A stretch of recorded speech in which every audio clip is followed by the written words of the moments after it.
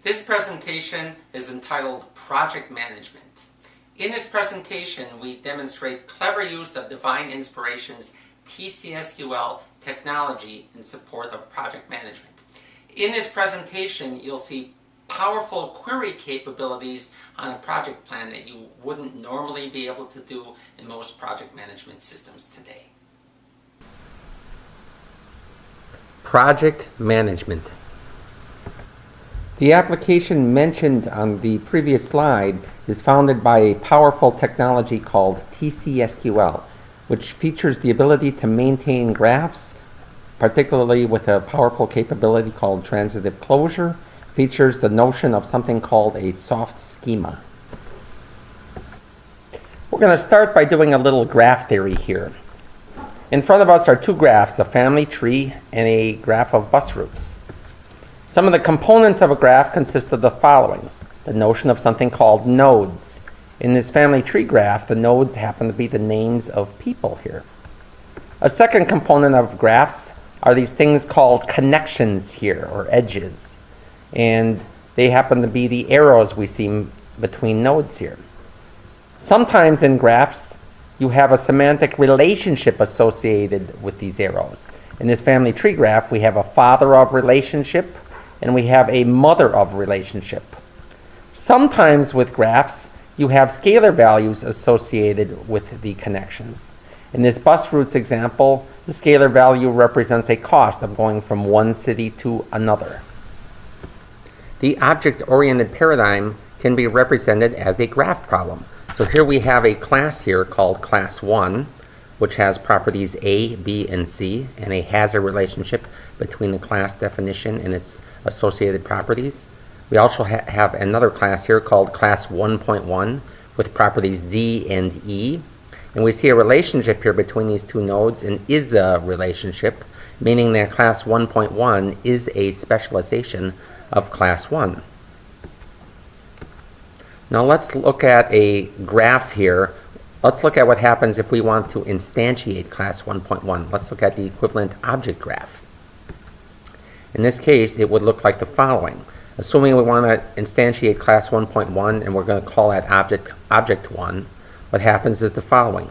We first want to instantiate properties D and E, and then we want to look at this inheritance is-a link here to inherit properties A, B, and C, which is what you see down here. Okay, now let's look at the relational tables needed to support this paradigm here.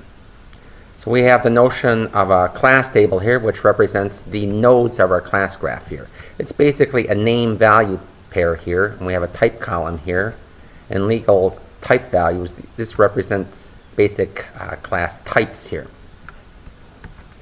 We have a class connection table of parent-child nodes here, and a connection type here. In this case, it's going to be either has-a or is-a.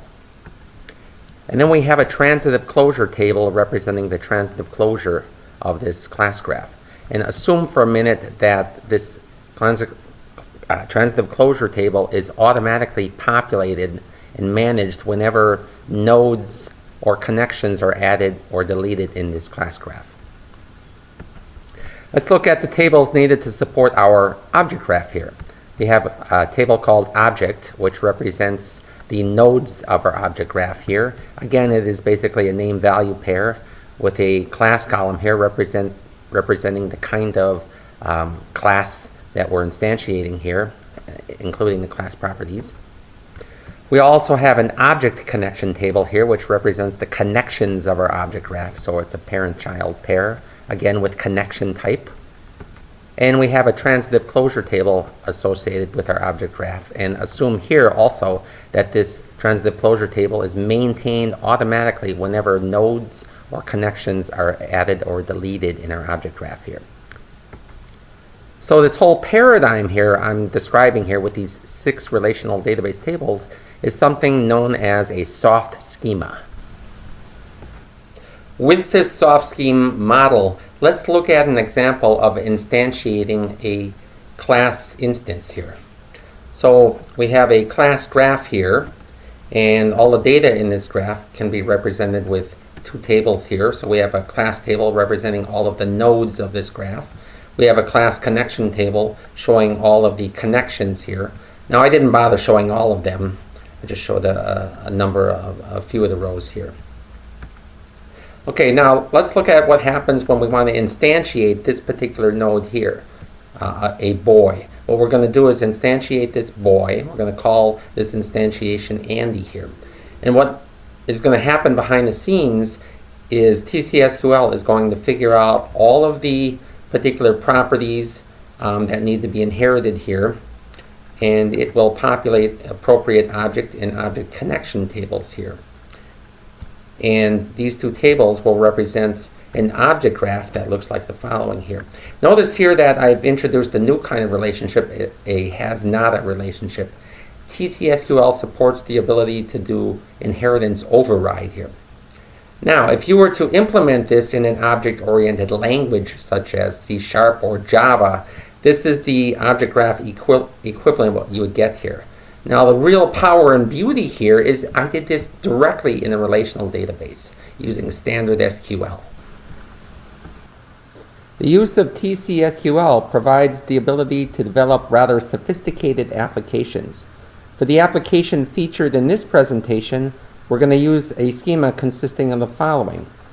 A couple conventional relational tables here, one for time card records and one for personnel records, and we'll use the notion of a soft schema to represent the data in graphs.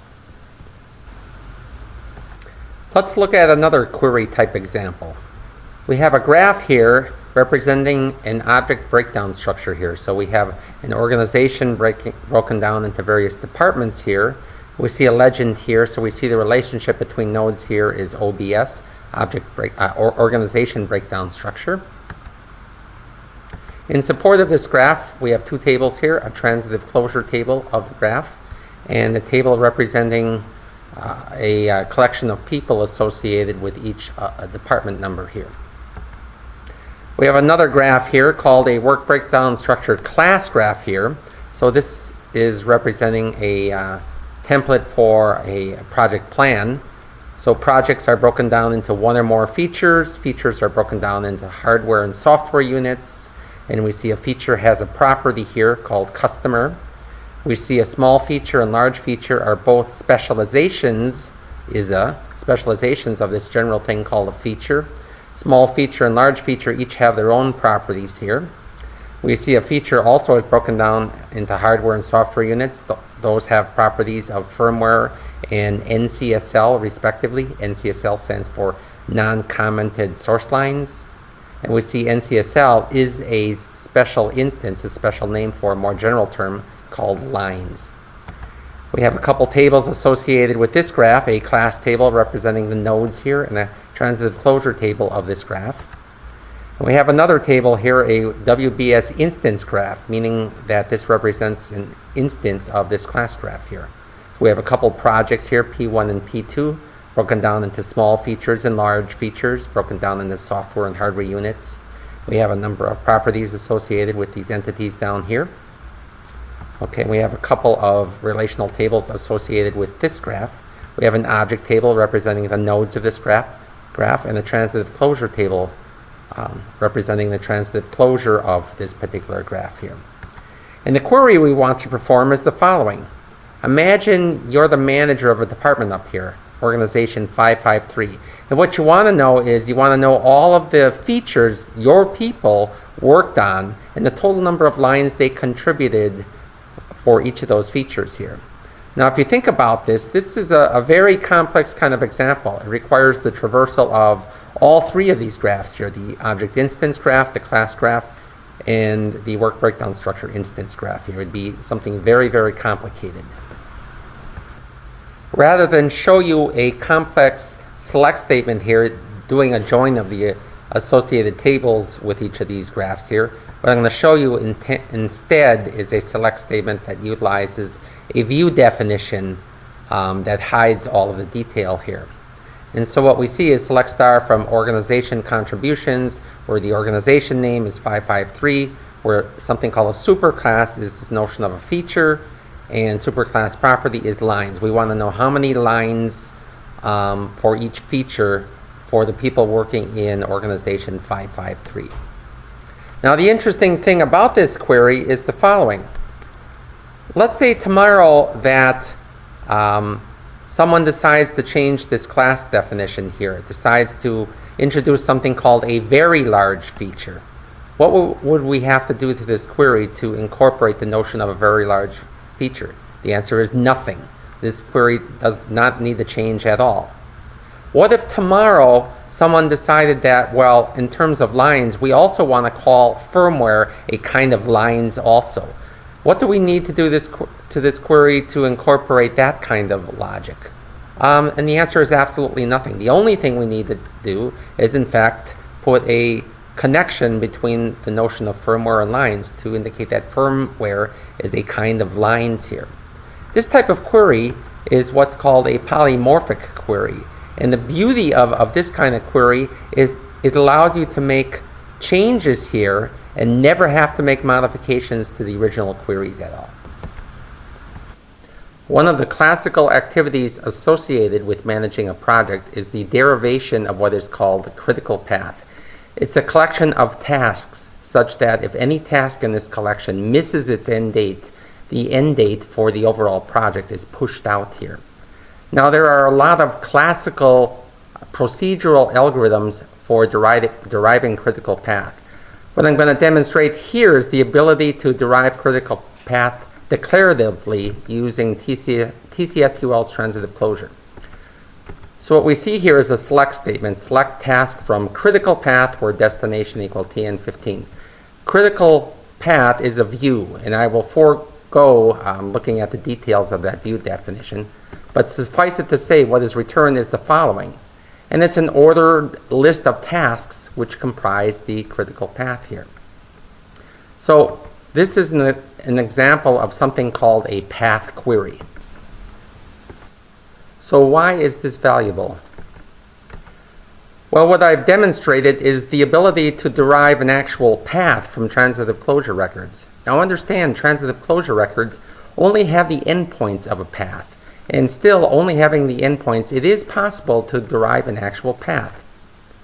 Secondly, I've demonstrated the ability to create a declarative solution to a problem whose solutions are typically procedural.